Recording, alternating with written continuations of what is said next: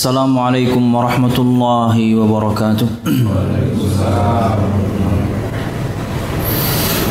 Innal hamdalillah nahmaduhu wa nasta'inuhu wa nastaghfiruh wa na'udzu billahi min shururi anfusina wa min sayyiati a'malina.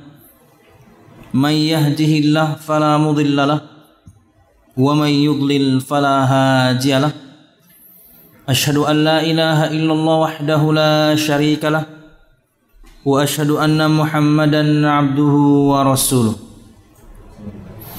Qala Allah Ta'ala fil Qur'anil Karim, A'udzu billahi minasy syaithanir rajim.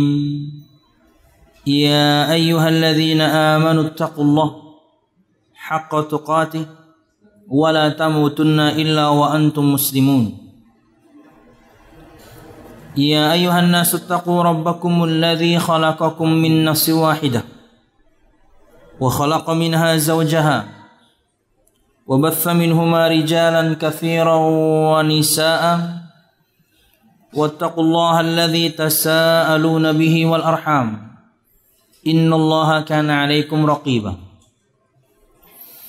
يا أيها الذين آمنوا اتقوا الله وقولوا قولا سديدا يصلح لكم أعمالكم ويغفر لكم ذنوبكم ومن يطع الله ورسوله فقد فاز فوزا عظيما فإن أصدق الحديث كتاب الله وخير الهدي هدي محمد صلى الله عليه وسلم وشر الأمور محدثاتها فإن كل محدثة بدعة wa kullu bid'atin dhalalah wa kullu dhalalatin finnar, amma ba'd. Hadirin dan hadirat Bapak Ibu jamaah sekalian rahimakumullah. Alhamdulillah, segala puji dan syukur marilah kita haturkan kepada Allah Subhanahu wa ta'ala. Kemudian salawat serta salam semoga selalu tercurahkan kepada junjungan besar Nabi kita Muhammad sallallahu alaihi wasallam, juga beserta para sahabatnya, keluarganya, dan juga segenap kaum muslimin yang selalu istiqamah berpegang teguh dengan Islam sampai hari kiamat kelak. Hadirin dan hadirat Bapak Ibu jamaah sekalian rahimakumullah, melanjutkan pembahasan kita pada kitab Al-Usul Ats-Tsalatsah wa Adillatuha karangan Syekh Muhammad bin Abdul Wahhab At-Tamimi hafidhahu rahimahullahu ta'ala. Dan masih pada bahasan muqaddimah sebenarnya. Perhatikan halaman 4. Langsung ulun sebutkan terjemahannya ya. Ketahuilah semoga Allah Subhanahu wa ta'ala merahmatimu bahwa setiap muslim dan muslimah wajib mempelajari 3 masalah berikut ini dan mengamalkannya. Yaitu pertama, bahwasanya Allah Subhanahu wa ta'ala telah menciptakan kita dan memberi rizki kepada kita,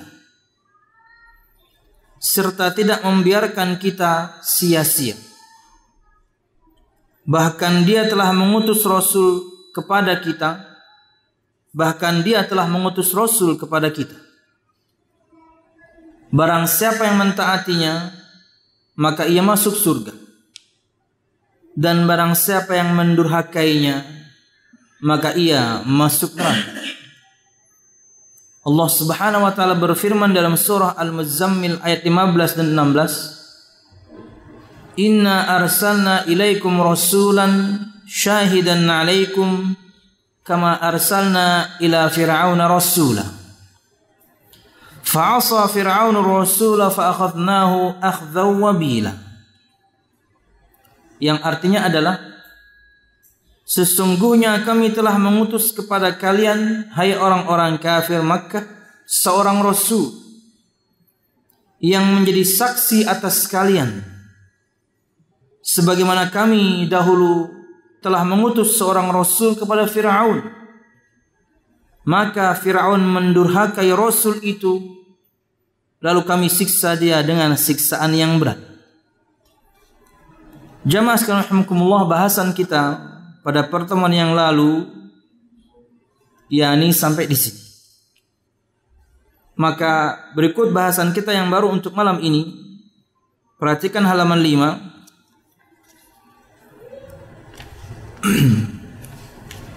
Atau kita baca matannya dulu di halaman 61. Ats-tsaniyatu anna Allah la yarda an yushraka ma'ahu ahadun fi ibadatihi, la malakun muqarrabun wa la nabiyyun mursalun. Wad dalilu qauluhu ta'ala wa annal masajida lillah fala tad'u ma'allahi ahada. Halaman 5. Kedua, yaitu di antara hal yang wajib kita pelajari dan tentunya kita praktekkan selain kita mengetahui bahwasanya Allah menciptakan kita, memberikan rizki kepada kita, tidak membiarkan kita kemudian terlunta-lunta sia-sia, tidak. Allah berikan kepada kita ilmu, kepada jin, kepada binatang, ilmu untuk mengais atau cara mengais rizki Allah Subhanahu wa ta'ala. Allah tidak biarkan kita yang ini sia-sia. Dan bahkan Allah Subhanahu wa ta'ala utus kepada kita seorang rasul yang menerangkan kepada kita bagaimana cara menyembah Allah Subhanahu wa ta'ala. Ini nikmat yang lain. Kalau bukan karena Nabi Muhammad sallallahu alaihi wasallam, niscaya kita tidak pernah akan tahu bagaimana cara kita menyembah Allah Subhanahu wa ta'ala. Dan tentunya orang-orang kafir Quraisy, kepada mereka diutus Nabi Muhammad langsung, mereka menolaknya. Menolak bukan berarti kemudian tidak percaya dengan yang Nabi Muhammad bawa, tidak. Tapi karena kesombongan yang ada pada diri mereka. Jamaah sekalian rahimakumullah, ketika Nabi Muhammad sallallahu alaihi wasallam Allah perintahkan untuk berdakwah dengan terang-terangan. Karena sebelumnya di 6 bulan pertama itu beliau dakwah dengan sembunyi-sembunyi, tapi orang Quraisy tahu. Tapi mereka merasa aman, kenapa? Yang nerima sedikit, biasa aja. Masih banyak kemudian yang tetap menyembah berhala. Tapi begitu Allah Subhanahu wa ta'ala perintahkan Nabi kita Muhammad untuk berdakwah dengan terang-terangan, disinilah mereka berusaha sebisa mungkin untuk menghalangi dakwah Nabi kita Muhammad sallallahu alaihi wasallam. Mereka, di antara cara mereka untuk menghalangi dakwah Nabi kita Muhammad sallallahu alaihi wasallam dengan mengejeknya. Ini bukti bahwasanya jamaah, ejekan, olok-olok, bully itu sangat berpengaruh besar pada yakni psikis seseorang. Sampai Nabi Muhammad pun kena. Ketika Nabi Muhammad SAW berdakwah pertama kali terang-terangan dan menyeru kepada semua orang-orang Quraisy kala itu, dan Nabi Muhammad naik ke Bukit Safa, Nabi Muhammad SAW menyuruh mereka, memanggil mereka dengan panggilan layaknya seseorang memanggil penduduk untuk bersiap-siap karena musuh akan menyerang. Ya sabahah, kata Nabi Muhammad SAW. Satu istilah, satu perkataan ma'ruf di kalangan mereka. Kalau ada orang yang berteriak seperti ini, itu berarti ada musuh mau nyerang. Nabi Muhammad menggunakan kata itu agar mengambil perhatian mereka semua. Akhirnya mereka semuanya berkumpul untuk mendengarkan apa yang akan disampaikan Nabi Muhammad sallallahu alaihi wasallam. Dan pertanyaan Nabi Muhammad pertama kali kepada mereka adalah, jika aku kabarkan kepada kalian bahwasanya di balik bukit ini ada satu lembah, di lembah itu musuh siap menyerang kita, akuntum musaddiqiyya, kata Nabi Muhammad, apakah kalian mempercayai aku? Dan mereka serampak menjawab, kami tidak pernah mendapatkanmu berdusta sekalipun. Artinya kami percaya. Baru Nabi Muhammad sampaikan, aku Rasulullah untuk kalian. Dan Nabi Muhammad sampaikan tentang perkara tauhid, bahwasanya yang disembah hanya Allah Subhanahu wa taala satu-satunya. Dan Nabi Muhammad tentunya total 13 tahun fase Makkah, memang yang beliau serukan hanya 3 hal. Tauhid, yang kedua adalah makarimul akhlak, yang ketiga adalah ancaman neraka. Tapi di majlis pertama kali itu Nabi Muhammad sampaikan 2 hal tentang tauhid dan ancaman neraka jika kalian tidak beriman kepadaku. Apakah mereka kala itu menolak? Tidak. Apakah mereka kala itu langsung menerima? Juga tidak. Mereka hanya terperanjat, cuman kaget. Dia Rasul. Semuanya terdiam disebutkan, kecuali paman beliau Abu Lahab yang banyak omong. Langsung kemudian melaknat Nabi Muhammad SAW. Tabban laka ya Muhammad, alihadza jama'atana. Celaka kamu Muhammad, untuk ini kamu kumpulkan kami, beginian doang nih. Kemudian semuanya pulang. Sampai rumah itulah kemudian mereka baru sadar dan mereka lebih pro dengan perkataannya Abu Lahab. Karena kala itu Abu Lahab sudah menuduh Nabi Muhammad yang bukan-bukan.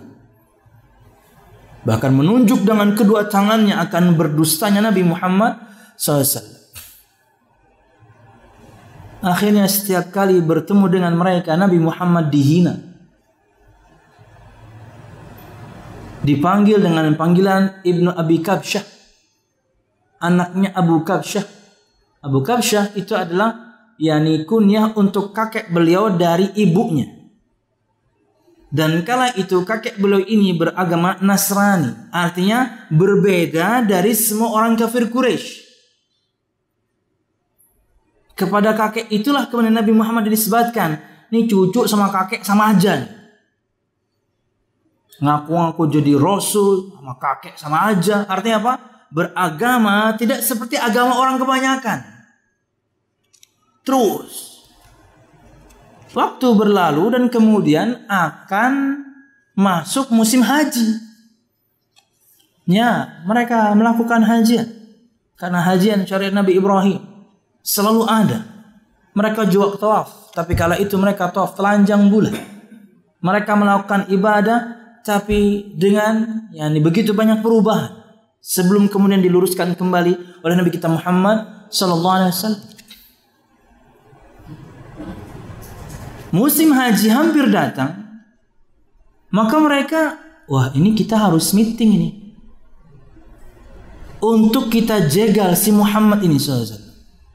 Karena kalau jamaah haji datang dari banyak negeri, dengerin satu orang ini, bahaya agama kita ini, terancam. Akhirnya mereka meeting. Dan kemudian, di antara yang paling senior di antara mereka adalah Al-Walid bin Mughirah. Ketika semuanya berkumpul, mereka membicarakan, apa gelar yang paling cocok, gelar yang buruk, yang paling cocok yang kita sematkan untuk si Muhammad ini SAW, agar orang menjauh darinya. Karena ejekan itu sudah, tapi Nabi Muhammad tetap dakwah.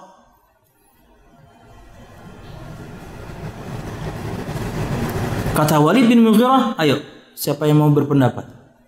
Kata mereka, engkau saja wahai Al-Walid, tentukan kepada kami satu laqab, satu gelar yang buruk. Akhirnya semua kita sepakat, kita sematkan ini untuk Muhammad agar orang tahu bagaimana buruknya dia. Kata dia, kalian dong berpendapat, nanti kita timbang.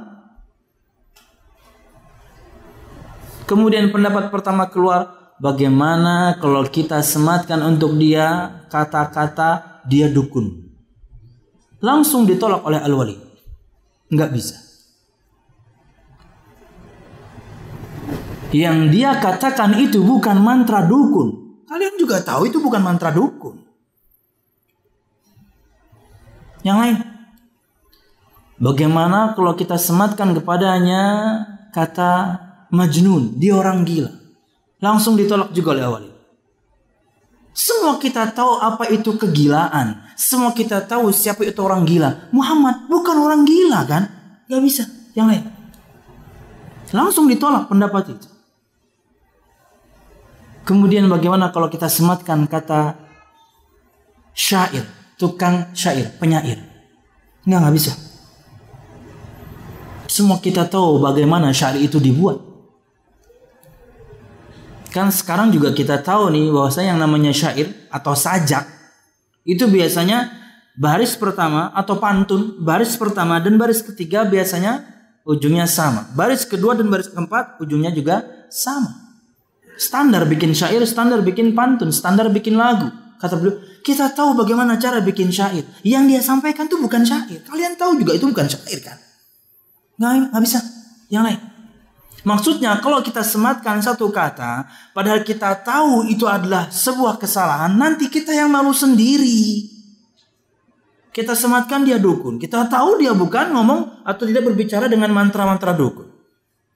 Bukti bahwasanya di masa itu saja sudah buruk. Artinya di masa orang-orang kafir Quraisy saja yang namanya dukun itu buruk, jelek. Karena itu katanya ingin mereka sematkan. Gila tidak diterima juga, penyair tidak diterima juga. Yang terakhir, bagaimana kalau tukang sihir? Al-Walid kala itu langsung menolak juga. Sama seperti penolakan dia dengan yakni perkataan dukun. Dia bukan tukang sihir, kata Al-Walid. Karena Al-Walid ini hampir masuk Islam loh. Cuman Allah memang tidak berikan hidayah. Dia hampir masuk Islam karena dia tahu ini bukan perkataan manusia. Ini firman Tuhan ini. Tapi ini yang paling dekat, kata dia. Ini yang paling dekat yang bisa kita sematkan untuk si Muhammad SAW. Bahwasanya kita akan wanti-wanti orang yang akan datang hajian. Sebelum mereka masuk Mekah, kita kasih tahu, di Mekah ada orang namanya Muhammad. Hati-hati ya, dia tukang sihir. Kamu kalau dengarkan perkataannya, kamu akan tersihir. Kamu kalau dengarkan perkataannya, kamu bisa terpisah dari istrimu, dari anakmu, dari keluargamu. Hati-hati ya, namanya Muhammad ada di Mekah. Dan mereka sepakat dengan kata itu. Dan mereka menyebar ke semua perbatasan Mekah untuk menyambangi semua orang yang datang haji, untuk mengatakan hati-hati sama orang namanya Muhammad. Dia tukang sihir. Dan yang dia katakan itu adalah sihir. Kalau kamu tersihir, kamu bisa cerai sama pasanganmu. Kamu bisa terpisah dari keluargamu. Hati-hati. Akhirnya orang semuanya datang hajian tahu akan Nabi kita Muhammad. Tapi kan semua orang bukan orang yang bodoh. Tidak semua orang kemudian yang Anda wanti-wanti keburukan dari seseorang bodoh kemudian bisa menerima perkataan Anda. Apalagi untuk zaman kita sekarang ya. Anda jauhkan orang dari dai tertentu, Anda jauhkan orang dari dakwah tertentu, Anda jauhkan orang dari majelis taklim tertentu. Orang nggak bodoh semua. Mungkin dia nggak datang tapi dia streaming. Mungkin dia nggak datang tapi dia pun dengarkan radio, nonton TV dakwah. Dan orang bisa menimbang sendiri persis. Zaman Nabi Muhammad pun, ketika sudah diwanti-wanti seperti itu pun, tetap ada yang menerima dakwah Nabi Muhammad SAW. Waduh, gimana ini? Nggak sukses nih rencananya. Meeting lagi. Akhirnya mereka menempuh begitu banyak jalan, di antaranya satu, al-muwasalah fil istihza. Lanjut mengejek Nabi Muhammad dan para pengikutnya. Ini cara paling jitu menghancurkan psikologis seorang. Diejek. Dan kena. Nabi Muhammad kena.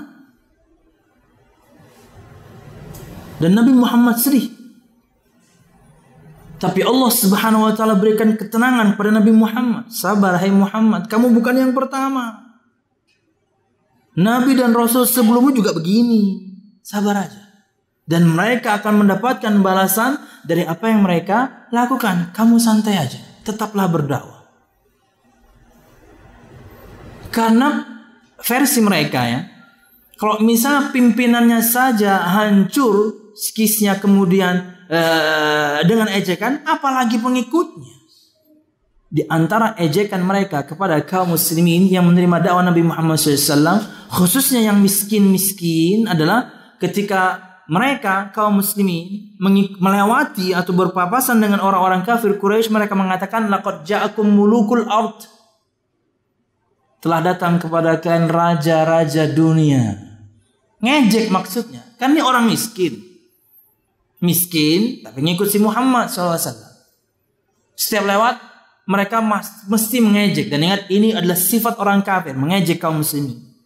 Wih, raja dunia lagi lewat nih. Bahasa kita kayak gitu. Wih, orang kaya lagi lewat nih. Padahal mereka tahu itu orang miskin. Itu ejekan. Coba aja pian praktekkan tuh sama tukang minta-minta di pinggir jalan.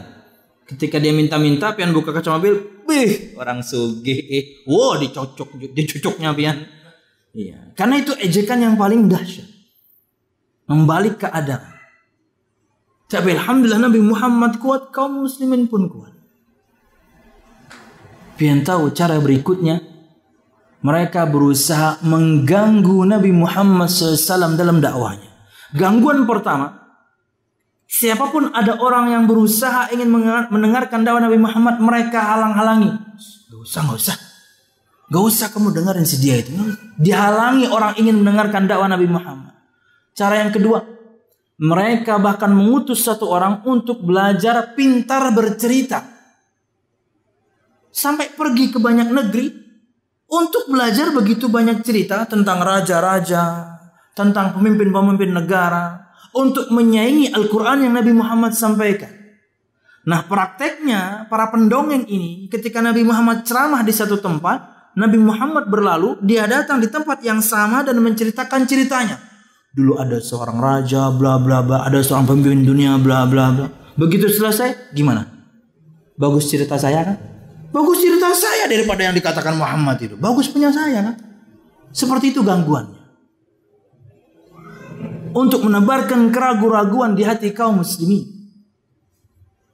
Dia bikin cerita-cerita untuk menandingi firman Allah yang Nabi Muhammad sampaikan. Ketiga, mereka bahkan nyewa seorang budak tapi penyanyi. Jadi siapa saja orang yang gelagatnya itu ingin mendengarkan dakwah Nabi Muhammad, mereka tarik, mereka ambil, mereka bawa ke penyanyi itu. Ketika sampai di sana mereka katakan, yakni beri orang ini makan, beri orang ini minum, dan nyanyikan kepadanya nyanyian-nyanyian. Ini lebih indah loh dibandingkan yang dibawa Muhammad. Ini lagu nih keren. Apaan tuh yang dibawa Muhammad? Sampai seperti itu mereka. Makanya turun ayat Allah Subhanahu wa taala Luqman ayat 6 itu. Wa minan nasi may yashri lahwal hadits liyudilla an sabilillah. Dan ada sebagian manusia lebih mengutamakan, memprioritaskan, mendahulukan perkataan kosong. Lahwal hadits, lahu. Bahasa Arabnya saja lahu. Hal yang sia-sia. Bahasa kita lagu. Untuk menyesatkan dari jalan Allah. Persis. Cara yang sama yang digunakan oleh iblis sekarang. Persis. Karena Al-Quran dan lagu, musik tidak pernah akan bersatu. Tidak pernah akan bersatu dalam jiwa seorang dua hal tersebut. Pilih salah satunya. Tapi tetap Nabi Muhammad berdakwah. Mereka gunakan lagi cara yang lain. Apa itu? Menyebarkan syubhat yang macam-macam lagi. Terus mereka menghalangi dakwah Nabi Muhammad SAW. Yang tadi itu, yang tidak disetujui oleh Al-Walid ketika meeting, sekarang mereka pakai. Karena ketika disampaikan Nabi Muhammad penyihir, orang tetap menerima dakwahnya. Oh, akhirnya mereka sebarkan syubhat yang waktu itu tidak disetujui. Mereka sebarkan Nabi Muhammad penyair, Nabi Muhammad orang gila, Nabi Muhammad dukun.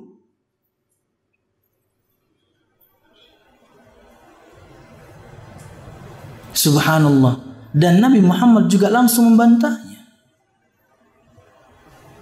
Bukankah kalian kenal dengan saya, kata Nabi Muhammad SAW. Kalian kalian kenal dengan saya bukan seperti yang kalian katakan kan? Dukun lah, penyair lah. Lawang saya buta huruf, penyair gimana? Orang, apalagi orang gila. Soal penyair. Di zaman itu, semua mereka tahu yang namanya penyair itu, pengikutnya mesti orang-orang gak benar. Penyair itu mesti meluangkan banyak waktunya untuk bertapa, bersemedi di banyak lembah. Kata Nabi Muhammad, kalian dapatkan aku begitu nggak? Nggak ada Nabi Muhammad pergi ke lembah-lembah tertentu bertapa karena untuk nunggu dapat wangsit supaya bisa bikin syair yang bagus.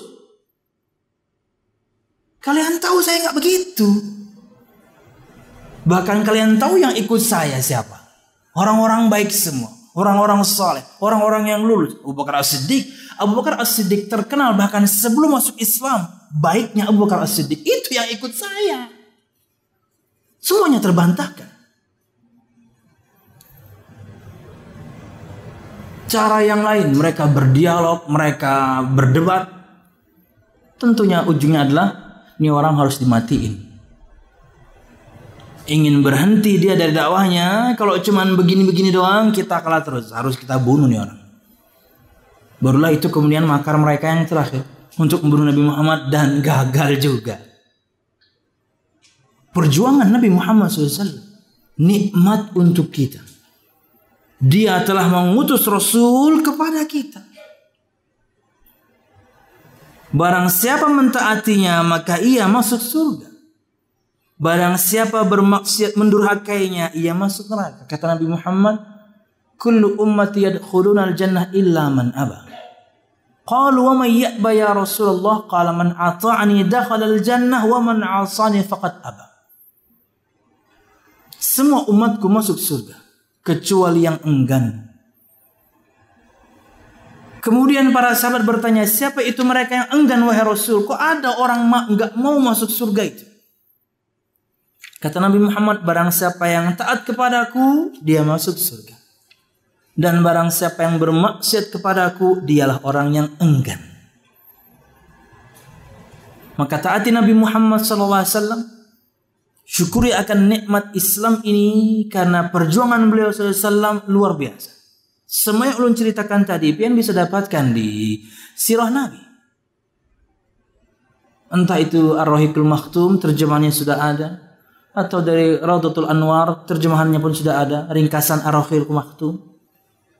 Anda akan dapatkan sejarah awal dakwah Nabi Muhammad SAW.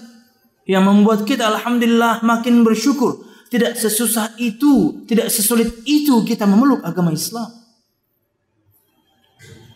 Mereka harus mati dulu. Dan mereka rela mati untuk Nabi Muhammad SAW. Oke, bahasan hari ini. Kedua, bahwasanya Allah tidak ridha jika dalam beribadah kepadanya dia dipersekutukan dengan sesuatu apapun, baik dengan malaikat yang terdekat atau nabi yang diutus. Kalau kita pakai standar yang paling tinggi, Jibril sekalipun atau Nabi Muhammad SAW. Anda persembahkan ibadah Anda untuk Jibril, Anda musyrik. Anda persembahkan ibadah Anda untuk Nabi Muhammad, Anda musyrik. Apalagi Anda persembahkan amal Anda untuk orang yang levelnya jauh di bawah dua makhluk yang mulia ini. Pimpinannya semua Nabi dan Rasul, Nabi kita Muhammad SAW. Dan pimpinannya semua mereka Jibril alaihissalam. Jadi ulun pakai standar tinggi ya. Standar yang paling tinggi. Anda persembahkan doa Anda, amal ibadah Anda kepada Jibril alaihissalam, kepada Nabi Muhammad SAW, Anda berbuat syirik. Apalagi orang yang levelnya jauh di bawah beliau, yang jadi masalah yang mereka ikuti, yang mereka berdoa kepadanya levelnya lebih tinggi dibandingkan Nabi Muhammad. Kada kawai kita akan lihat harap ampuninya. Kita punya standar tinggi sekali Nabi Muhammad SAW. Tentunya punya dia lebih tinggi. Oh, amun itu Nabi loh, guru kuni, oh tinggi lagi ya. Nah ngalih sudah. Nyocok pentol aja kita mun gitu. Nggak usah. Kenapa? Standar kita sudah kalah. Ngapain kita kemudian berdialog? Oke, yang kedua, bahwasanya Allah Subhanahu wa taala tidak ridho dalam beribadah kepadanya, dia dipersekutukan dengan sesuatu apapun. Dia disekutukan, yakni orang berbuat syirik kepada Allah Subhanahu wa taala. Menyamakan selain Allah dengan Allah dalam keistimewaan Allah. Itulah definisi mudah untuk syirik. Menyamakan selain Allah dengan Allah dalam keistimewaan atau kekhususan Allah Subhanahu wa taala. Perlu sering contohkan dengan contoh berikut. Allah di antara kekhususannya adalah As-Sami' Al-Mujib. 2 di antara 99 nama dan sifat Allah. Allah Maha mendengar, Allah Maha menjawab doa. Ini keistimewaan Allah. Makhluknya tidak ada yang punya, sekalipun Jibril. Makhluknya tidak ada yang punya, sekalipun Nabi Muhammad SAW. Kenapa? Karena Nabi Muhammad, karena Jibril tidak As-Sami', tidak Al-Mujib. Tidak Maha mendengar, tidak Maha menjawab doa. Makanya kalau Anda berdoa kepada Nabi Muhammad SAW, itulah hakikat syirik. Apalagi yang Anda berdoa kepadanya levelnya jauh daripada Nabi Muhammad. Sama Nabi Muhammad saja Anda berbuat syirik. Kenapa? Karena Nabi Muhammad tidak memiliki keistimewaan itu. Salawat dan salam yang kita sampaikan nih di Indonesia atau mungkin orang di luar sana, itu disampaikan kepada Nabi Muhammad SAW. Bukti beliau nggak dengar langsung. Di antara keutamaan hari Jumat, fa'akthiru minas salati alayya fa inna salatakum ma'rudatun alayya. Perbanyaklah kalian bersalawat kepadaku karena salawat kalian disampaikan kepadaku. Beliau nggak dengar langsung, disampaikan. Kata Nabi Muhammad, inna lillahi malaika sayyahina fil ard yuballighuna an ummatis salam. Sesungguhnya Allah memiliki banyak malaikat bertebaran di muka bumi yang menyampaikan salam-salam umatku kepadaku. Disampaikan. Beliau nggak dengar berarti. Amun kami langsung ke sana pangtat, kemudian kami menyampaikan salat dan salam, dijawab kalau Anda langsung sana, kalau Anda langsung ziarah kubur. Berdasarkan sabda beliau juga, ma minkum min ahadin yusallimu alayya illa raddallahu ilayya ruhi li arudda alaihi salam. Tidak ada seorang pun di antara kalian yang menyampaikan salam kepadaku langsung Anda ziarah kubur. Nah, masuk Masjid Nabawi Anda ziarah kubur Nabi Muhammad SAW. Tidak ada seorang pun di antara kalian yang menyampaikan salam kepadaku kecuali Allah akan kembalikan kepadaku ruhku agar aku menjawab salamnya. Karena ruh Nabi Muhammad sudah di surga. Orang mati syahid aja udah di surga, ruhnya sekarang apalagi Nabi Muhammad SAW. Tapi dikembalikannya ruh Nabi Muhammad itu untuk jawab salam, bukan untuk diminta-mintai. Jadi jangan salah paham. Ini dalil yang tadi tuh dalil di antara dalil-dalil yang dipakai oleh kuburiyin. Hadis yang sahih, riwayat Imam Ibnu Hibban, dalil yang dipakai oleh para penyembah kubur. Tapi cara memahami mereka salah. Karena biasanya orang pemuja kubur, penyembah kubur itu dalilnya ada 5. 1, cerita-cerita dusta. 2, hadis-hadis palsu. 3, hadis-hadis lemah. 4, perkataan seorang alim yang diulamakan, tidak mu'tabar. Keilmuannya tidak diakui ulama yang lain, hanya diulamakan saja. Yang kelima, pakai hadis atau ayat yang pasti sahih, tapi cara memahaminya salah. Ini diantaranya. Tuh, ruh Nabi Muhammad kan dikembalikan. Makanya kita boleh doa sama beliau. Dikembalikan untuk jawab salam, bukan untuk mengabulkan permintaanmu. Dikembalikannya ruh Nabi Muhammad itu untuk menjawab salam. Dan ini bukan keistimewaan beliau sendiri. Semua kita bisa. Ma minkum min ahadin yamurru ala qabri akhihil muslim kana ya'rifu fid dunya fasallama alaih illa raddallahu ilaihi ruhahu liyarudda alaihi salam. Tidak ada seorang pun di antara kalian melewati kuburan saudaranya muslim yang dulu dia kenal di dunia, kemudian dia menyampaikan salam. Karena masuk kuburan dia menyampaikan salam, kecuali Allah akan kembalikan kepada temannya itu ruhnya dan untuk menjawab salamnya. Untuk jawab salam doang. bukan untuk diminta-mintai. Ini contoh paling tinggi Nabi Muhammad SAW. Karena beliau tidak as-sami', beliau tidak al-mujib. Para sahabat dulu gimana? Bukankah mereka datang pada Nabi Muhammad kemudian minta doakan? Nah, itu prakteknya ketika Nabi Muhammad hidup. Betul. Sekarang pun bisa Anda praktekkan pada orang soleh, bukan pada Nabi Muhammad. Bertawasul dengan doa orang soleh yang masih hidup. Itulah praktek para sahabat dulu. Bertawasul dengan doa Nabi Muhammad masih hidup. Karena ketika Nabi Muhammad meninggal, mereka stop. Mereka bertawasul kepada para sahabat yang lain, kepada Abbas, paman Nabi Muhammad. Kata Umar bin Khattab, ya Allah, dulu kami bertawasul dengan doa Nabi kami Muhammad dan engkau turunkan hujan. Sekarang, maksudnya Nabi Muhammad sudah meninggal, kami bertawasul dengan doa paman Nabi kami Abbas, ya Allah turunkan hujan. Turun. Tapi prakteknya benar. Bertawasul menjadikan seorang wasilah antara Anda dan Allah, doa orang saleh yang masih hidup. Boleh. Tapi kalau sudah meninggal, selesai. Kemudian mereka pakai lagi hadis yang sahih. Al-anbiya ahya fi quburihim yusallun. Hadis sahih. Bahwasanya para nabi itu mereka hidup di kuburnya dan mereka salat. Tuh, mereka kan hidup kehidupan yang lain.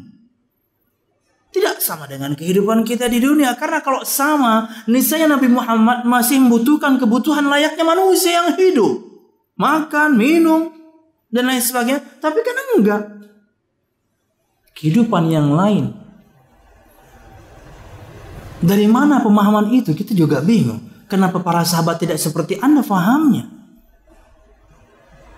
Generasi paling utama kenapa tidak seperti faham Anda? Ya bingung kita. Mereka lebih hebat atau Anda yang paling hebat? Tidak ada mereka memahami hadis tadi bahwasanya ini bukti Nabi Muhammad bisa diminta-mintai. Ini bukti bahwasanya enggak ada tuh sahabat yang begitu. Berarti Anda lebih hebat dibandingkan para sahabat pemahamannya. Makanya mereka adalah tolok ukur pemahaman para sahabat. Mereka tidak lakukan, Anda jangan lakukan.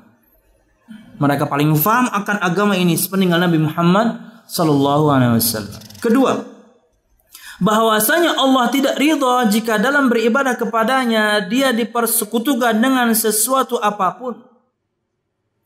Baik dengan malaikat yang terdekat, Jibril, atau nabi yang diutus, Nabi Muhammad sallallahu alaihi wasallam. Kalau Allah sudah tidak ridha, berarti itu perbuatan yang haram.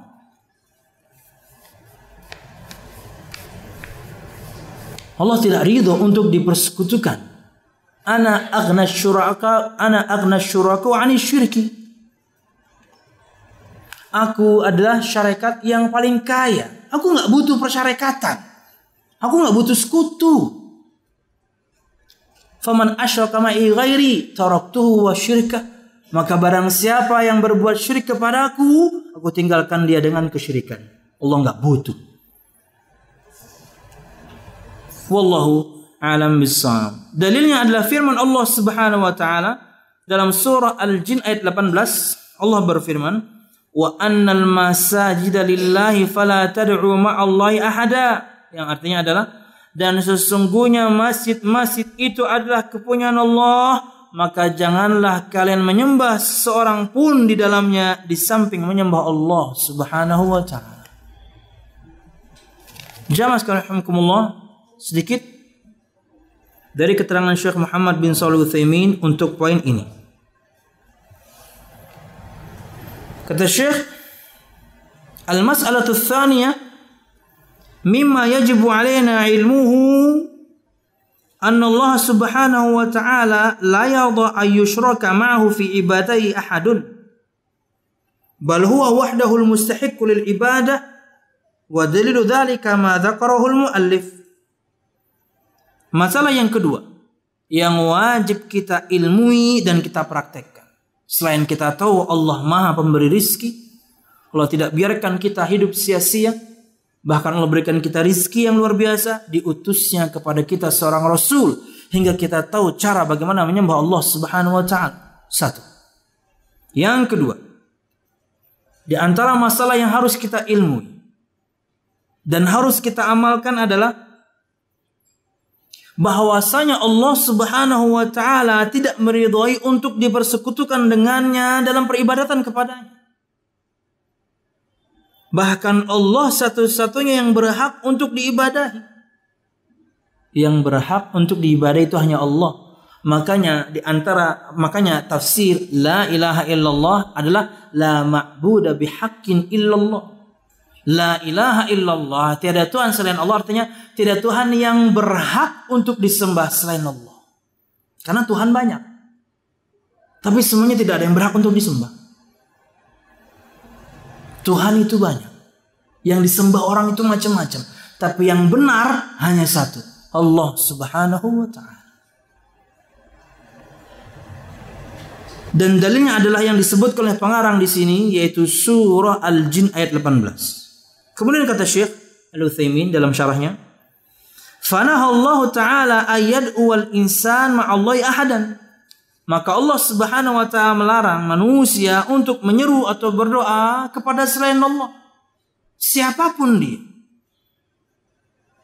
Entah itu malaikat, entah itu Nabi Muhammad sallallahu alaihi wasallam. Syirik. Wallahu la yanha an syai'in illa wa huwa la yardahu subhanahu wa ta'ala. Dan tidaklah Allah melarang dari sesuatu kecuali Allah tidak meridhoinya. Jadi apa saja larangan Allah, contohnya ini juga larangan Allah untuk berbuat syirik, Allah pasti tidak ridhoi. Dan larangan-larangan yang lain,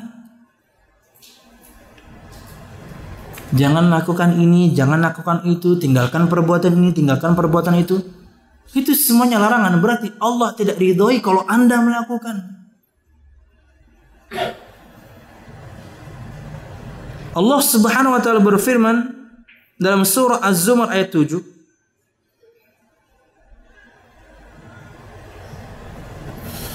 "In takfuru fa innallaha ghaniyyun 'ankum wa la yarda li ibadihi al-kufr." Jika kamu kafir, ketahuilah maka sesungguhnya Allah tidak memerlukanmu dan Dia tidak meridhoi kekafiran hamba-hambanya. Makanya jamaah, kalau semua orang bejat pun tidak mencederai Allah. Kata Allah Subhanahu wa ta'ala dalam hadis qudsi, "Innakum lan tablughu durri fatadurruni wa lan tablughu naf'i fatanfa'uni." Wahai hamba-hambaku, kata Allah, potongan dari hadits qudsi nomor 24 di Arba'in Nawawi. Wahai hamba-hambaku, kalian tidak bisa memberikan kepadaku kemadaratan, dan kalian tidak bisa memberikan kepadaku kemanfaatan, nggak bisa. Karena manfaat dan madarah Allah yang ngasih.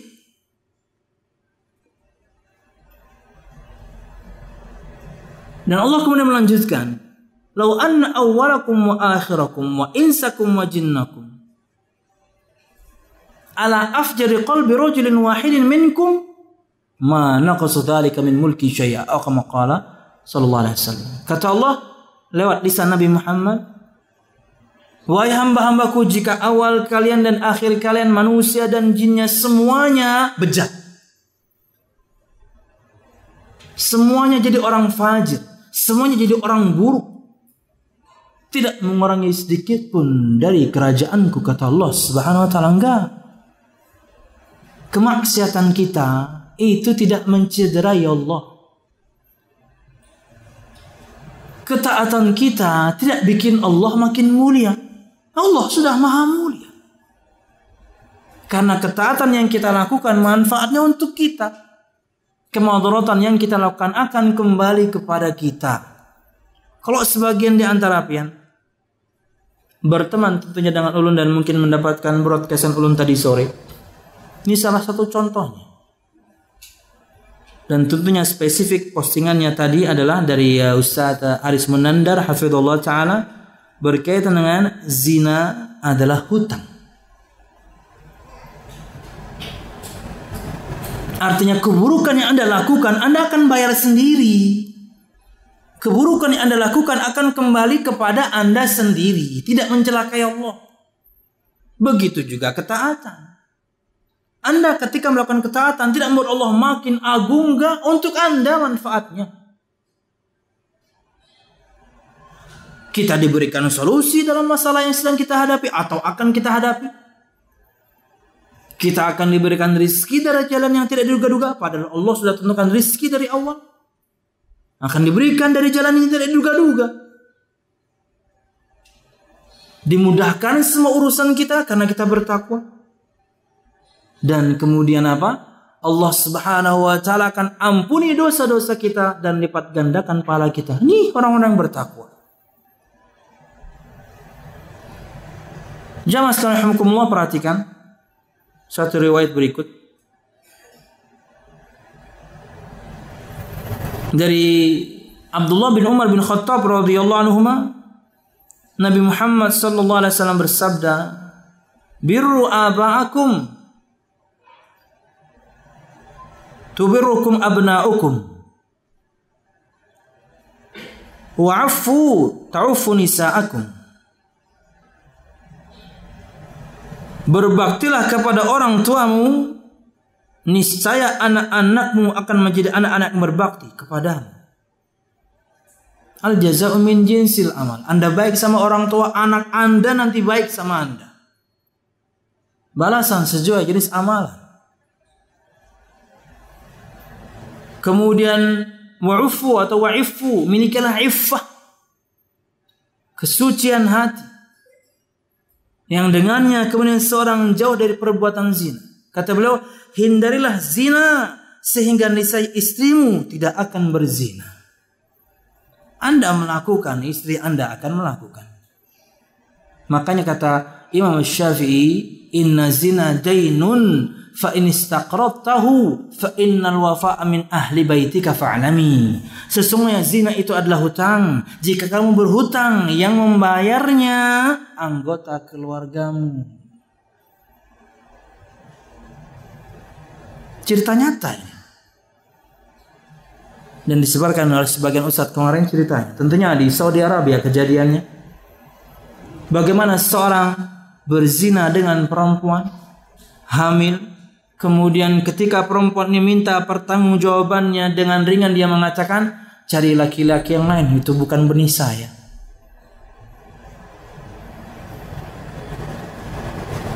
Hancur tentunya keluarga perempuan tersebut.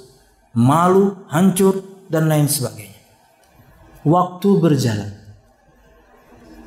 Tak taunya kemudian dia dapatkan adik perempuannya dizinai orang. Marah dia luar biasa. Maju dia untuk mengatakan pada laki-laki ini, kamu harus bertanggung jawab, kamu telah hamili adikku. Apa kata laki-laki itu? Persis perkataan yang dia ucapkan dulu puluhan tahun. Atau yang lama. Cari laki-laki yang lain. Bukan saya yang menanam benihnya. Persis perkataan dia dulu. Cukupkah jamaah? Belum. Dia dapati istrinya dizinai orang. Kemudian puluhan tahun berikutnya dia punya anak perempuan persis seperti yang pernah dia lakukan pada perempuan yang lain. Anak perempuan. Berapa dia bayar hutangnya? 3. Adik perempuannya, istrinya, anaknya. Dia melakukan cuma 1. Yang bayar keluargamu. Nauzubillah. Jamaah sekalian rahimakumullah, itulah kemaksiatan. Buruknya kembali ke kita. Setelah ulun posting ini, cukup banyak tentunya yang WhatsApp, cukup banyak juga kemudian yang men-DM, tapi yang DM belum saya buka. Karena biasanya setelah saya posting, tung ada DM, berarti itu biasanya tentang postingan. Tapi mereka ingin bertanya secara pribadi. Tapi yang tahu nomor ulunnya, mereka bertanya lewat WhatsApp. Ustaz, bagaimana jika orang itu telah bertobat? Apakah tetap bayar hutang? Dia sudah bertobat. Apakah dia tetap bayar hutang? Maka jawabannya adalah hukum asal pertaubatan harusnya selesai. Itulah yang kita pahami. Karena Allah Maha Pengampun. Ketika seorang sudah bertobat, selesai. Tapi perhatikan sabda Nabi Muhammad SAW berikut. Untuk menjadi bahan renungan kita. Bahwasanya Allah Subhanahu wa taala itu Maha Adil. Anda pernah berdosa, Allah adil. Allah akan balas Anda dong. Tapi ingat, Allah pun Maha Pengampun. Jadi hukum asal tadi yang kita sebutkan, zahirnya yang namanya orang bertobat sudah Allah ampuni. Karena Allah memang Maha Pengampun. Tapi ingat, Allah juga Maha Adil. Anda berdosa, Anda harus bayar. Sekalipun sudah bertaubat. Perhatikan. Sabda Nabi Muhammad SAW, hadis ini dikeluarkan oleh Imam Al-Bukhari. Kata Nabi Muhammad SAW, "Wa man asaba min dzalika syai'an fa'uqiba fid dunya fahuwa kaffaratun lahu, wa man asaba min dzalika syai'an thumma satarahu Allah fahuwa ila Allah in syaa'a 'afa anhu wa in syaa'a aqabahu." Siapa yang pernah melakukan perbuatan maksiat ini, zina level eksekusi, kemaluan dengan kemaluan, bukan sentuhan tangan, bukan sentuhan bibir, kemaluan dengan kemaluan, seperti timba masuk sumur, benang masuk lubang jarum, persetubuhan. Kata Nabi Muhammad, siapa yang pernah melakukan perbuatan maksiat ini, kemudian dia mendapatkan hukuman di dunia, misalnya dia dirajam, misalnya dia dicambuk, maka hukuman itu akan menjadi kafarah baginya, penebus dosa. Selesai di dunia, selesai. Tentunya negara yang mempraktekkan, walaupun tentunya pembuktiannya susah. Tapi kalau seorang misalnya katakanlah tinggal di negeri yang mempraktekkan hukum Islam, berzina dia dan dia bujang, cambuk 100 kali. Berzina dia dan dia pernah menikah, penggal kepalanya. Dirajam. Dikubur tubuhnya, disisakan kepalanya, dilempari sampai mati. Dan barang siapa yang pernah melakukannya, lalu Allah tutup maksiatnya, maka urusannya kembali kepada Allah. Ya, karena itu aib, tapi Allah Maha menutupi aib. Nggak ada yang tahu yang pernah kita lakukan 5 tahun yang lalu, 10 tahun yang lalu, perbuatan ini.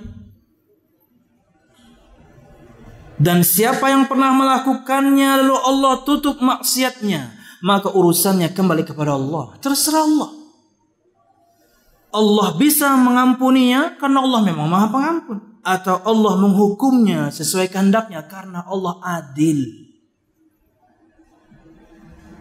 Makanya kalau kasus yang laki-laki tadi itu bagian dari kezaliman. Sudahlah berdosa kepada Allah, zalim pula. Kata Nabi Muhammad SAW, babani muajjalani uqubatuhuma fid dunya, ada 2 pintu dosa yang jika dilakukan Allah akan segerakan hukumannya di dunia. 1, al-baghyu, kezaliman kepada sama anak Adam, dan yang kedua al-uquq, kedurhakaan. Anda pasti dibalas di dunia. Dan kembali kaedahnya seperti ini. Di bawah kehendak Allah, karena hukum asal taubat Allah ampuni. Tapi Allah Maha Adil, Anda bersalah, Anda dibalas. Wallahu a'lam bishawab. Wallahu a'lam bishawab. Allah memang Maha menutupi aib, tapi ingat Allah Maha Adil. Makanya misalnya ada orang gitu yang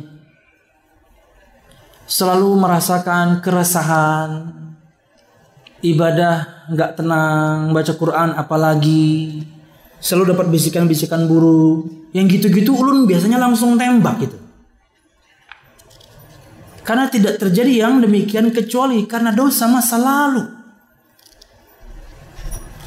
Antum dulu pernah pacaran? Iya Ustaz. Ketika pacaran antum melakukannya saya kasih kata antum melakukannya, faham tentunya dia. Iya Ustaz. Silahkan antum sekarang sedang membayarnya.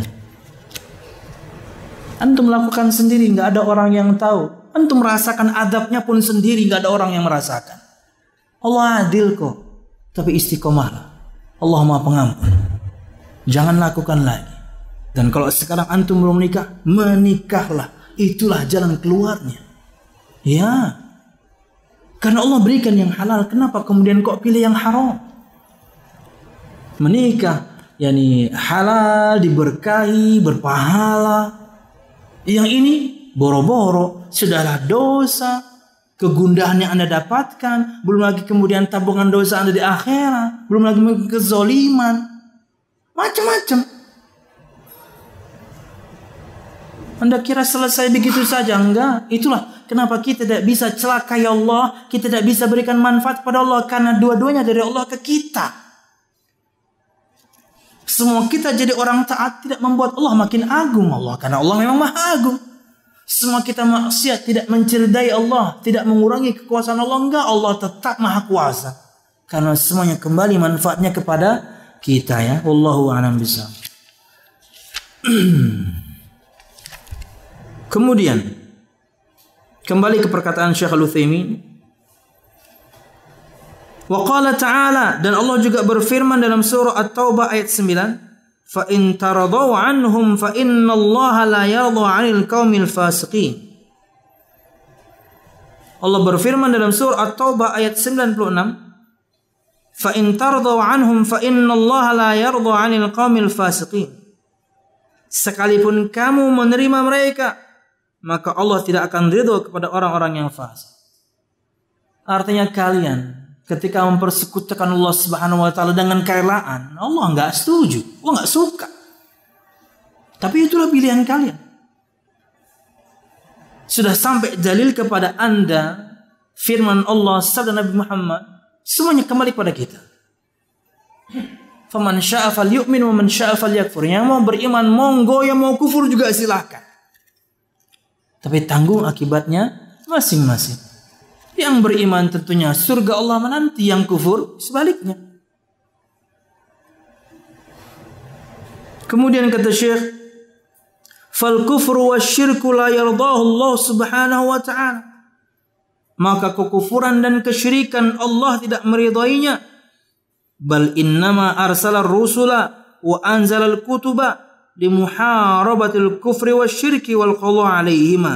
Bahkan sebaliknya, sesungguhnya Allah hanyalah ketika mengutus para rasulnya, menurunkan kepada mereka kitab-kitabnya untuk memerangi kekufuran, untuk memerangi kesyirikan, dan menyelesaikan keduanya.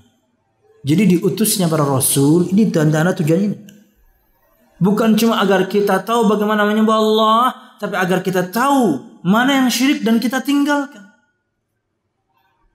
Mana kekufuran dan kita tinggalkan. Itulah tugasnya para rasul ketika mereka diutus dan diturunkan kepada mereka kitab-kitabnya, agar memberitahu kita bagaimana menyembah Allah dan tahu mana baik, mana buruk, mana hak, mana batil. Dan Anda tidak akan tahu ini kecuali Anda belajar seperti sekarang.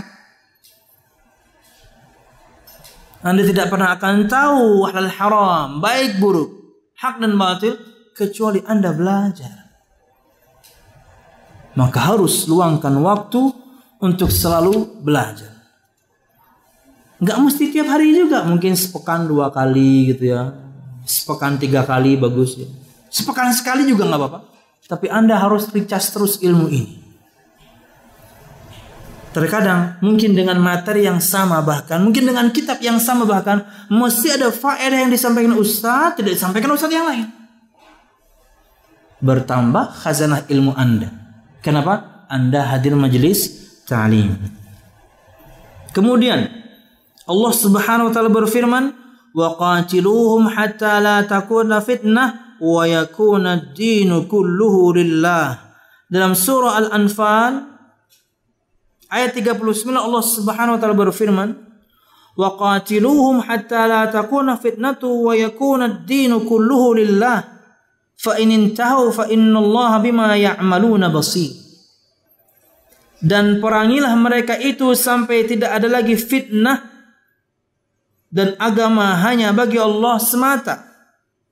Jika mereka berhenti dari kekafiran, maka sesungguhnya Allah Maha melihat apa yang mereka kerjakan. Jadi di antara tugas para rasul memerangi kesyirikan, di antara tugas para rasul memerangi kekufuran.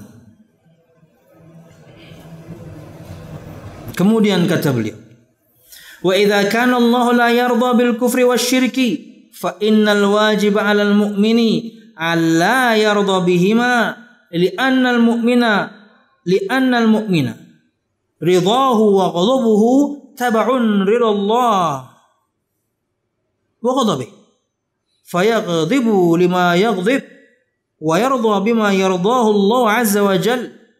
وكذلك إذا كان الله لا يرضى الكفر ولا الشرك فإنه لا يليق بمؤمن أن يرضى بهما والشرك أمر خطير.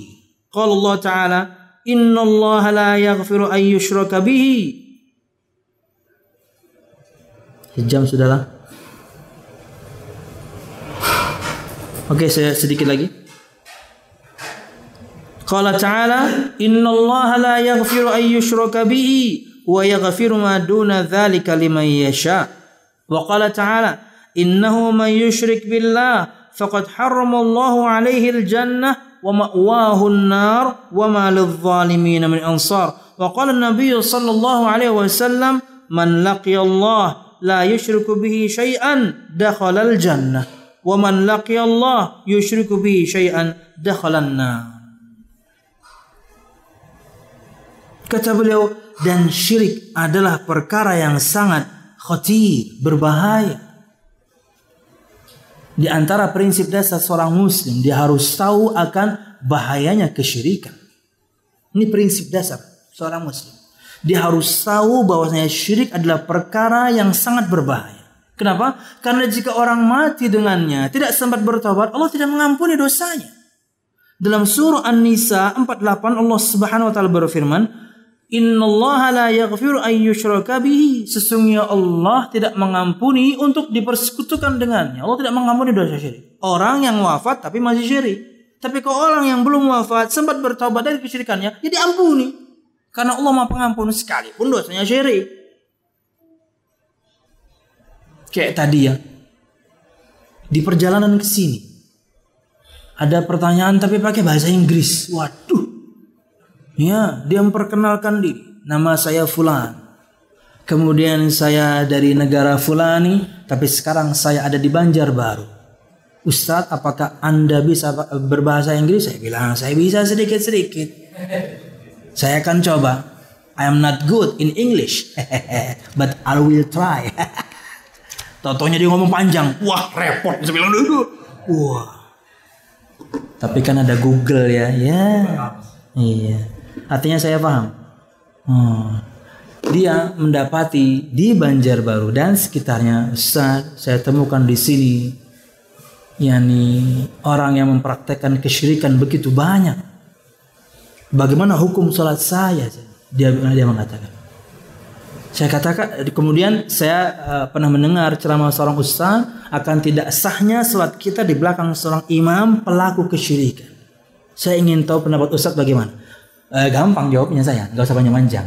I agree with that ustaz. Yeah, saya setuju dengan ustaz itu. Tapi setelah kamu tentunya verifikasi, betul-betul imam itu pelaku kesyirikan. Tapi saya punya solusi untuk Anda, saya bilang. Saya sebutkan beberapa masjid. Di Ayani ada masjid. Masjid Fulani, silahkan sana lebih aman. Totonya dia malah jawab, Ustaz, saya sering salat di Syarifah.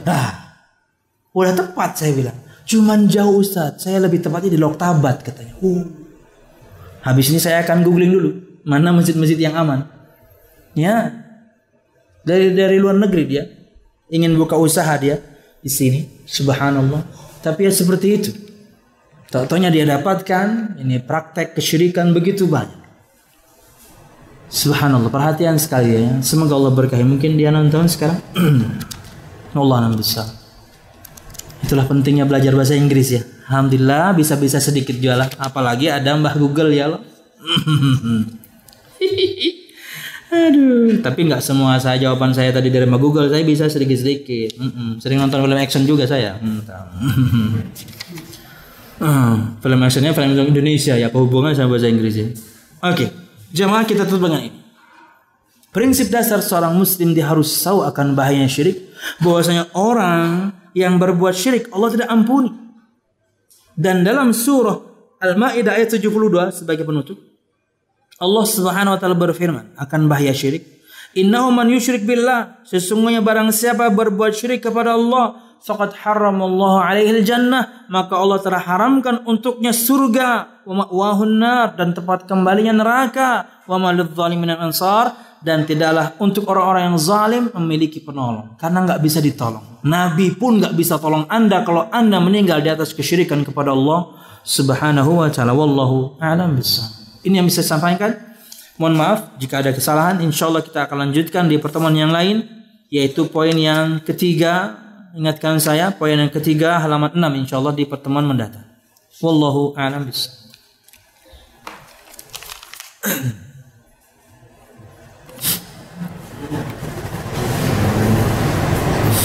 Assalamualaikum Ustaz. Waalaikumsalam. Mohon nasihatnya Ustaz untuk kami agar bisa ditetapkan dengan agama Islam, ditegarkan di atas sunnah. Terima kasih untuk nasihatnya. Wassalamualaikum. Barakallahu fiikum. Jamaah sekalian rahimakumullah. Yang paling dahsyat tentunya dari permohonan kita semuanya untuk ini, agar kita teguh di atas agama Islam, agar kita tegar di atas sunnah, agar kita meninggal di atas keimanan adalah doa. Itu yang paling dahsyat. Maknai selalu ketika Anda mengatakan ihdinas siratal mustaqim.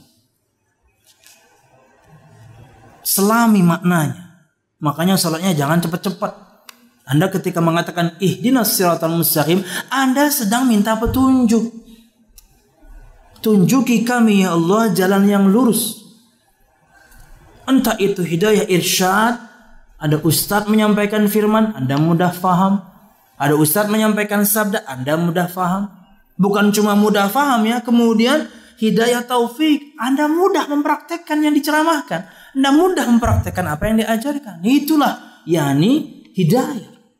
Dan kita memohonnya sehari berkali-kali. Itu yang pertama. Dan itu yang paling dahsyat. Memohon kepada Allah keistiqomahan. Karena yang namanya keistiqomahan itu adalah anugerah Allah yang ngasih. Man yasha'illah yudlilhu wa man yasha' yaj'alhu ala siratim mustaqim. Surah Al-An'am ayat sekian, saya lupa. Barang siapa yang Allah kehendaki, Allah akan sesatkan dia. Dan barang siapa Allah kehendaki, Allah akan berikan dia petunjuk ke jalan yang lurus. Itulah di antara dalil hidayah ini, keistiqomahan ini adalah anugerah dari Allah. Maka mintanya kepada Allah.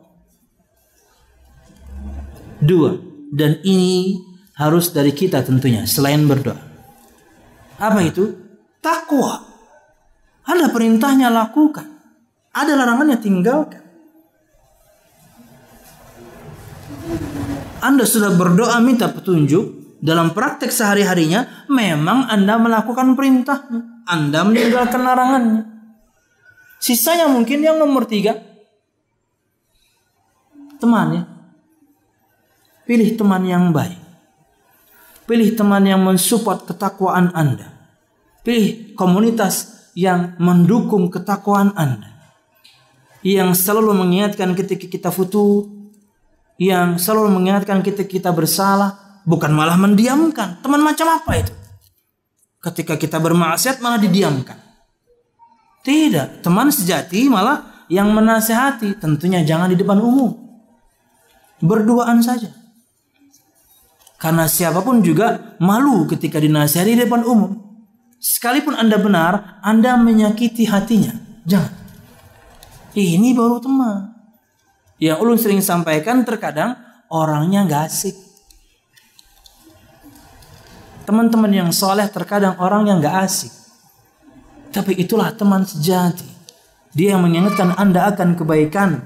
Dia yang menegur Anda dari keburukan. Jadi doa, amalkan ilmu, dan yang terakhir carilah support, yakni teman-teman, di antaranya pasangan ya, penting ini. Pasangan itu yang paling dekat. Makanya harus lebih bersabar. Jangan asal nikah, enggak. Harus milih. Bahkan di antara nasihat Imam Malik rahimahullah, Anda jangan marah ya, ini nasihat beliau ya. Jangan nikahkan anakmu dengan pelaku kebid'ahan. Beliau yang ngomong. Anda gak usah marah. Karena ini penting jamaah. Apalagi misalnya Anda bagian perempuannya, keluarga Anda bagian perempuannya. Laki-laki itu punya power. Dia bisa memaksa. Gimana kalau dia memaksa untuk kesyirikan? Waduh, perempuan manut aja biasanya. Tapi bukan berarti kemudian kalau Anda di bagian laki-lakinya, mudahlah, nanti saya kan yang punya power, nanti saya yang bisa luruskan dia. Enggak, betapa banyak orang malah menyimpang gara-gara bininya. Pian mun membawa ulun lagi lah ngaji di wadah rest area tuh, ampian kita aja. Maka bininya nih, misalnya lah mantan Galuh Banjar, ya. Umpat juga lawan Putri Indonesia, masuk 10 besar, bungas panah bininya. Pian mun masih membawa ilun lah, ampihan kita banyak aja orang hendak lawan ulun nih. Wah, menggitir langsung lakiannya. Ayo ay. Ya, nggak bisa gambling kayak gitu, nggak bisa. Anda mau laki-lakinya atau mau Anda perempuan. Wallahu a'lam bishawab. Yang lain?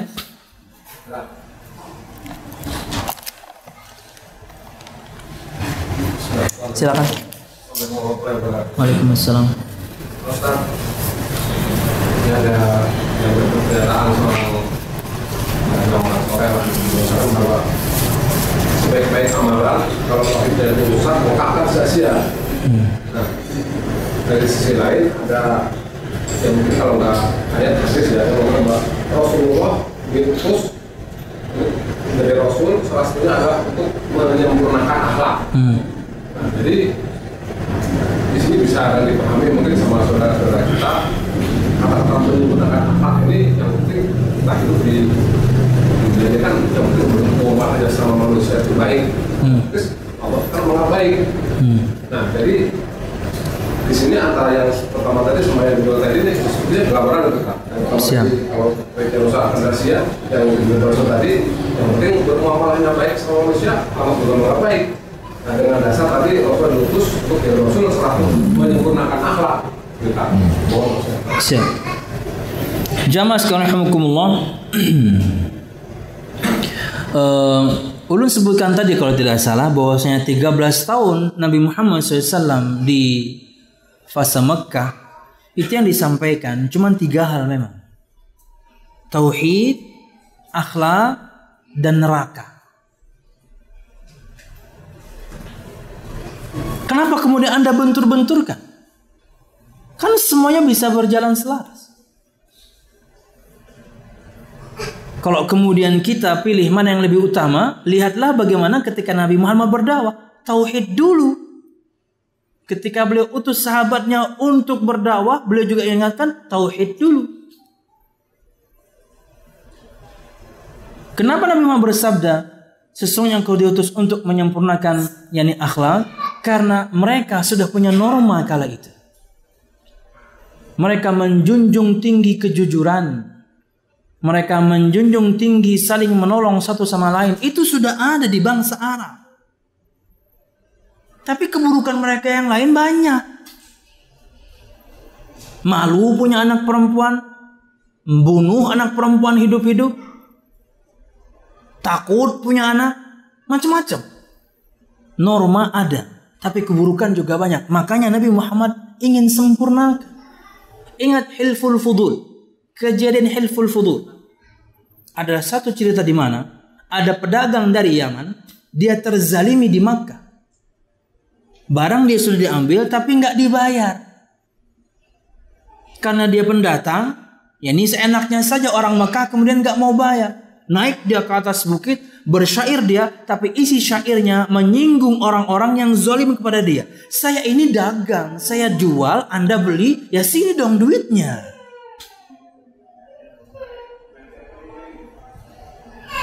Tak taunya dengan syair tersebut mereka dipermalukan. Malu mereka luar biasa. Terhadap satu oknum ini.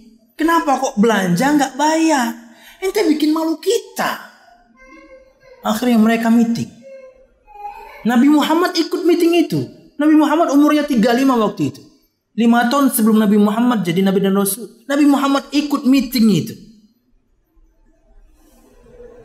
Dan ketika Nabi Muhammad jadi Rasul pun beliau puji pertemuan itu. Beliau puji pertemuan itu. Kenapa? Karena itu pertemuan menentukan kita harus nolong semua orang. Mau orang Mekah, mau orang non Mekah yang terzalimi harus kita tolong. Itu perjanjian yang mereka bikin. Norma sudah ada.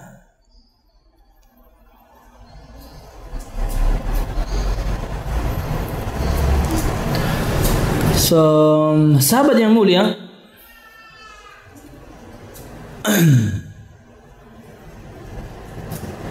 yang kala itu tentunya menjadi utusan Quraisy untuk bertemu dengan Heraklius.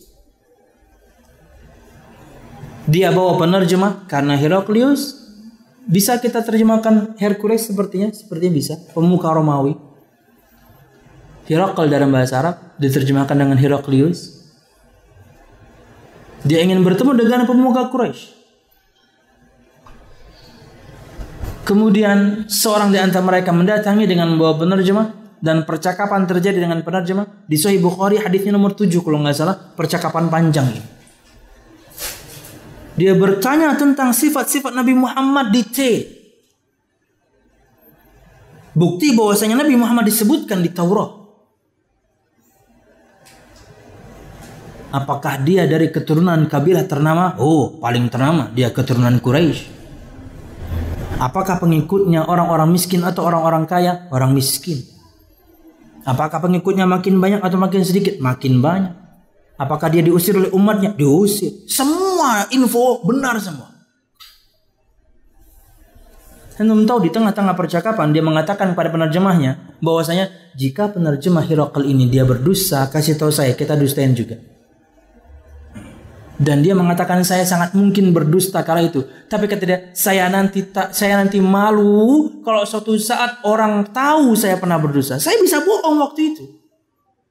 Ketika dia nanya, saya bisa berdusta. Siapa Muhammad? Bukan siapa-siapa dia, rakyat jelata. Selesai percakapan.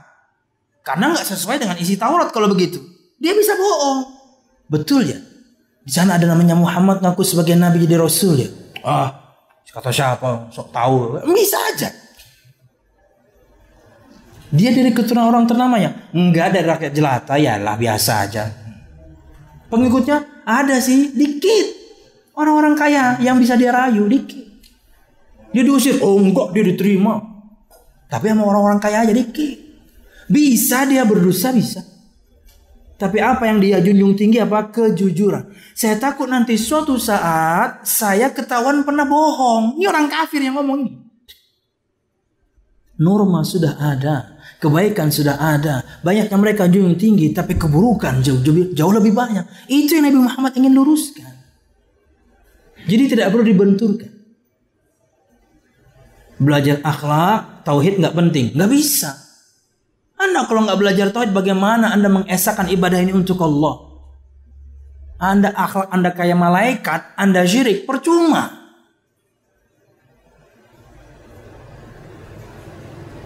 Dan orang ketika belajar tauhid, mengesahkan Allah Subhanahu wa taala, bukan berarti kemudian akhlaknya buruk.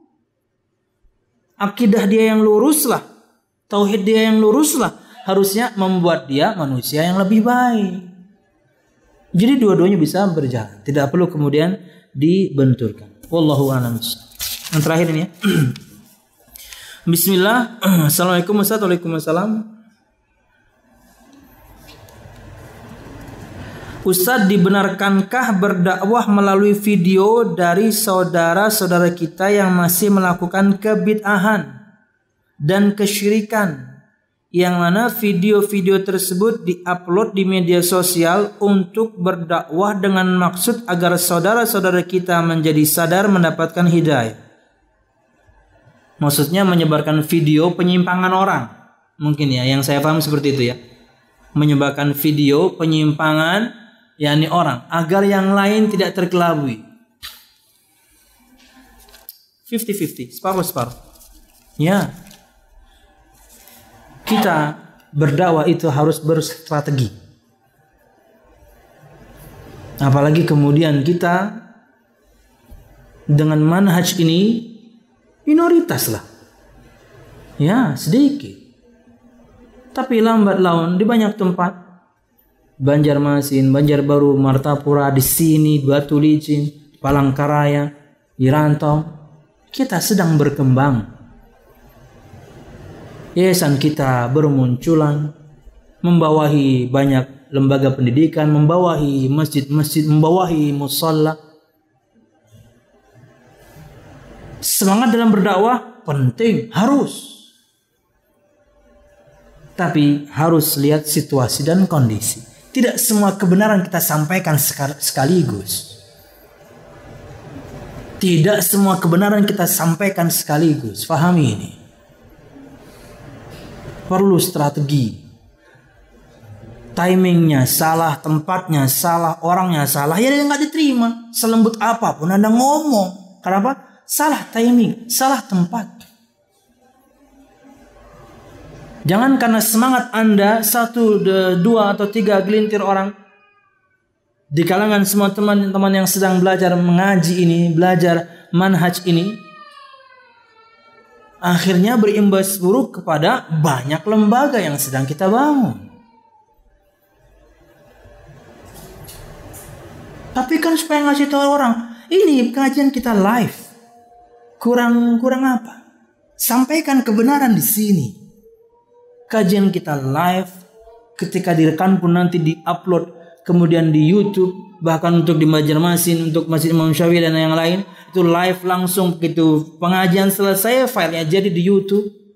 Orang bisa tonton, orang bisa fahami, cerdaskan orang tanpa menjelekkan yang lain, orang akan faham kok.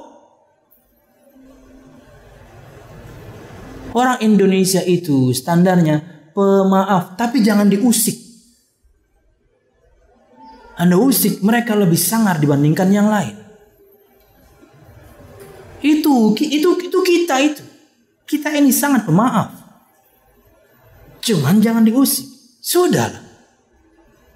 Wallahu a'lam bishawab. Yang menegakkan hujjah sudah ada. Kalau Anda ingin menyebarkan video dakwah dari para ustadz, potong silahkan. Tanpa mengurangi makna. Perkara akidah banyak yang bisa Anda sebarkan. Lebih mengerucut perkara tauhid banyak yang bisa Anda sebarkan. Supaya orang terhindar dari syirik banyak Anda bisa sebarkan. Tanpa menjelekkan orang. Dan ketika masuk ke hukum yakni ITE pun nggak masuk. Kenapa? Anda sedang berbicara di komunitas Anda sendiri. Berkaitan orang yang nonton, ya mereka tersinggung urusan situ. Karena kita untuk komunitas sendiri kok. Cuman sekarang live. Anda silahkan nonton, monggo. Setuju? Alhamdulillah. Enggak ada masalah. Tugas kami hanya menyampaikan. Banyak teman-teman itu izin ke ulun, izin ke masjid, izin juga ke Rifkon TV untuk ngambil video-videonya nanti dipotong-potong. Kalau ulun pribadi silakan. Mau file saya yang di channel saya sendiri atau di channelnya Mas Imam Syafi'i. Tapi kalau yang di Rifkon, kamu izin. Karena mereka melakukan proses editing yang lama.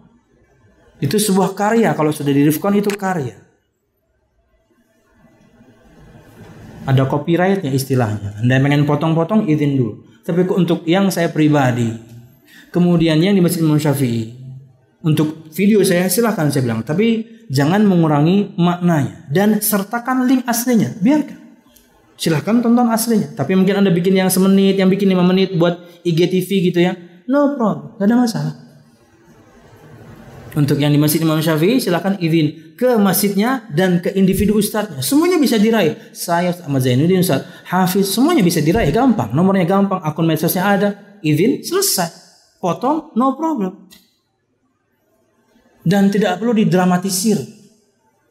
Dikasih background musik. Ada tuh sebagian ikhwah pernah kayak gitu. Dikasih background musik. Bukan musik juga sih, akapela sebenarnya. Tapi aduh gak nyaman jadinya. Gak nyaman. Dikasih back sound seperti itu, nggak usah, apa adanya saja. Wallahu a'lam bishawab. Jadi yakni semangat harus penting, tapi berstrategi itu jauh lebih penting. Kita sedang berkembang, jamaah. Semua aset kita yang sudah ada izinnya saja itu bisa digoyang sama mereka. Gimana kalau antum nggak punya izin? Ya. Bangunan sudah terbangun, mereka ingin permasalahkan. Lalu Anda gampang kemudian jelek-jelekin orang. Bisa dihancurin kita. Kita bukan takut, Allah pasti jaga kita kok. Hanya berstrategi aja, ini sedang berkembang.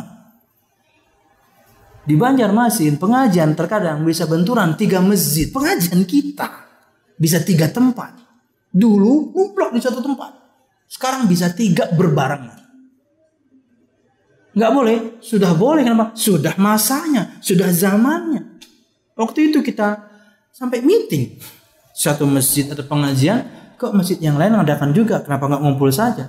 Contohnya memang sudah zamannya, sudah merebak. Tok jaraknya jauh. Di satu waktu bisa ada 2-3 pengajian berbarengan. Bukan pengajian ormas ya. Entah mereka NUK Muhammadiyah, enggak, pengajian kita. Tapi bisa barengan. Kenapa? Sudah masanya, sudah berkembang. Maka harus berstrategi supaya kemudian langgeng. Tugas kita hanya menyampaikan dan sudah kita lakukan. Wallahu a'lam bishawab. Anda berkata lembut saja sangat mungkin tertolak, apalagi Anda ejek orang. Itu untuk yang tentunya terjadi di masyarakat kita ya. Yang kedua, kalau berkaitan dengan Syiah. Kalau berkaitan dengan Syiah ada pandangan terpisah untuk Syiah. Dulu waktu Ulun dan beberapa ustadz gitu ya, dari Indonesia ada 14 orang. Dari Kalsel ada Ulun, ada Ustadz Zaini Sabri, ada Ustadz Hasbi, kita bertiga. Sisanya teman-teman dari Jawa, para ustadz, senior sana. Kemudian kita ikut daurah counter Syiah di Kuwait. Dan yang hadir dari semua negara. Dari Inggris, dari Spanyol, semua dai seluruh dunia. Tapi tentunya mereka tidak sebanyak kita. Mereka paling ada yang cuman 2 orang, ada yang cuman 4 orang. Yang paling banyak itu Thailand, sampai 24 orang kalau nggak salah, atau 20 orang. Kita cuman 14. Di antara yang banyak juga Indonesia waktu itu. Dan waktu itu rencana daurahnya 3 pekan ya, 3 pekan, daurah luar biasa, 3 pekan. Itu di Hotel Marriott, JW Marriott yang ada di Kuwait. Tapi di antara yang ngisi pengajiannya atau daurahnya Syekh Uthman Al-Khamis. Dia DPO-nya Syiah.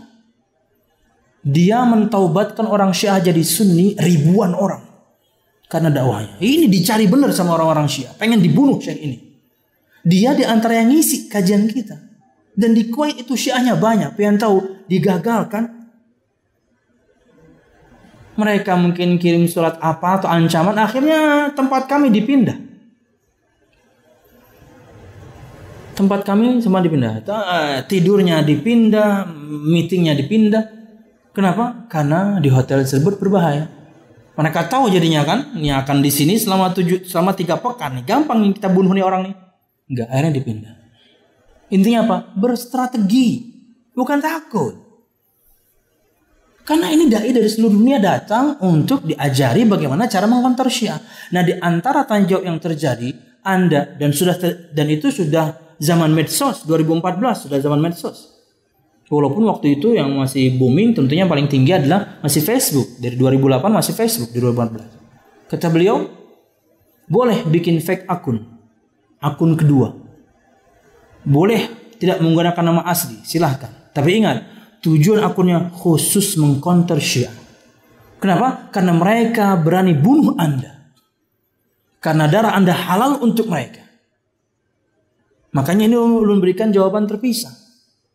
Kalau Anda ingin berdakwah, ingin bongkar kesesatan Syiah dengan video mereka yang ada tentunya di satelit, karena banyak tentunya. Tentunya di Iran sendiri dilarang masang parabola. Karena siaran-siaran Saudi akan masuk, mereka dilarang untuk pasang parabola. Enggak semua mereka bodoh, tidak semua orang gampang dibodohi. Tentunya hidayah milik Allah, tapi terkadang karena sebabnya ada. Selama ini kita dibodohin sama guru-guru kita. Selama ini kita mencaci maki sahabat dan itu salah. Ribuan orang kemudian masuk ke Sunni lagi, keluar dari Syiahnya. Gara-gara channel-channel di antaranya channel Wisal. Di kita Wisal TV. Wisal TV itu harusnya ketika masuk Indonesia tugasnya sama, membantai Syiah. Karena Wisal TV Saudi yang aslinya itu hanya counter Syiah. Isinya cuman potongan-potongan video dari penceramah-penceramah mereka yang menyesatkan, yang menyimpang dan dibantah dengan narasi saja, nggak ada syekhnya. Semuanya potongan video. Kalau Wisal TV-nya Saudi Arabia, syekhnya yakni Syiah mengatakan perkataan menyimpang, bantahan. Firman Allah, sabda Nabi Muhammad, hanya narasi. Dan mereka banyak kemudian bertobat. Dan di antara pelopornya Syekh Uthman Al-Khamis. Di antaranya beliau menyebutkan tadi, kalau Anda memang harus bikin fake akun, tapi untuk mengcounter Syiah silahkan. Kenapa? Karena mereka berani bunuh Anda dan berpahala membunuh Anda. Maka Anda harus berstrategi. Wallahu a'lam bishawab. Karena itu sudah agama yang lain. tapi mengatasnamakan Islam. Beda dengan kemudian sama kita kaum muslimin. Tentunya begitu banyak penyimpangan juga, tapi ini kasus beda. Ini agama lain tapi mengatasnamakan Islam. Harus dibongkar kesesatannya, tapi dengan kehati-hatian. Wallahu a'lam bishawab. Subhanakallahumma bihamdika asyhadu an la ilaha illa anta astaghfiruka wa atubu ilaik. Wassalamualaikum warahmatullahi wabarakatuh.